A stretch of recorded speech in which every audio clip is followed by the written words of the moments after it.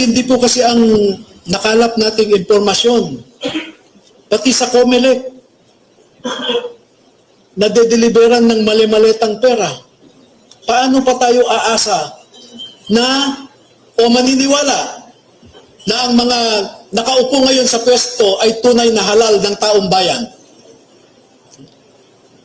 Yung anomalya po sa COMELEC, as early as the elections of 2016, I participated in the gathering of evidence to prove the Smartmatic anomaly.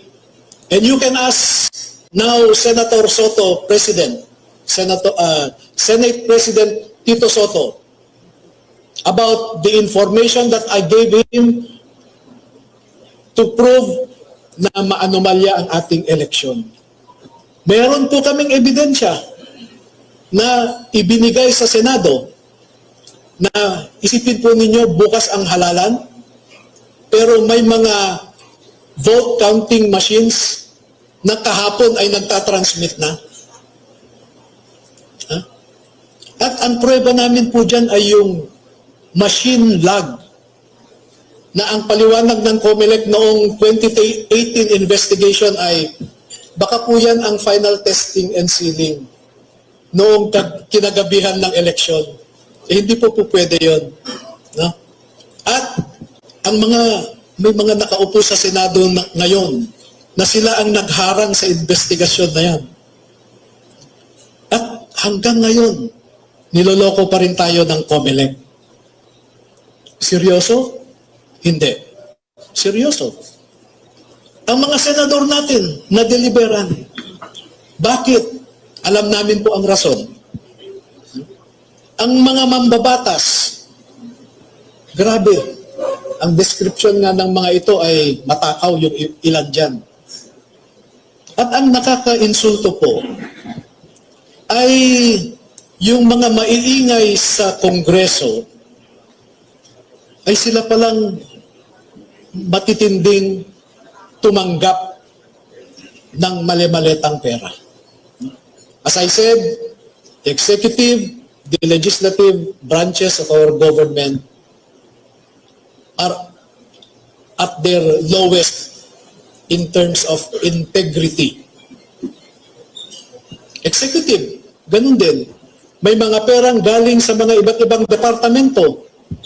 Ang tinitingnan lang natin ngayon ay flood control. Tiningnan ba natin ang irrigation, for example? Baka mas matindi ang irrigation projects na anomalya. Tiningnan ba natin yung mga reforestation projects sa Department of Environment? Nasasabihin nagtanim sila. Pagdating ng COA, hanapin ang tinanim, sasabihin lang nangamatay ang mga tinanim.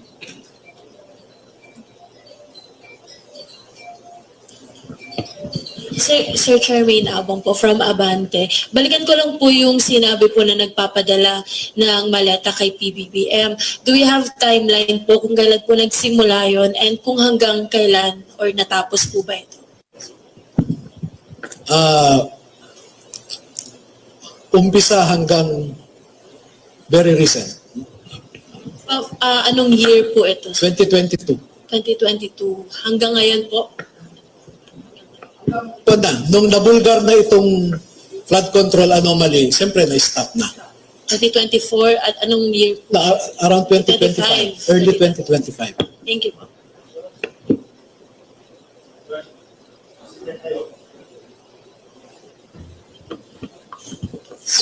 Attorney, good morning po from Alternative Media, Rose. Sabi niyo po, Attorney, may kasamahan pa po sila na second batch. Kailan po sila possible na luwantad, Attorney? Yung second batch kasi ay may mga iba silang nalalaman, no? Ngunit ang sabi ko sa kanila ay pwedeng hindi muna kayo lumabas ngayon dahil tingnan natin kung sapat na ang sinasabi ng unang batch para maipakita natin ang katunayan kung sino at magkano kung sino ang mga nagnanakaw. at kung magkano ang kanilang ninanakaw. Kasi ang aking komputasyon po lamang, base sa sinasabi nila, ay umaabot na po ng 805 billion pesos. Ang na-deliver nila, umaabot ng 805 billion pesos.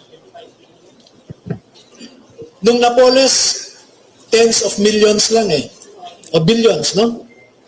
Pero ngayon, trilyones.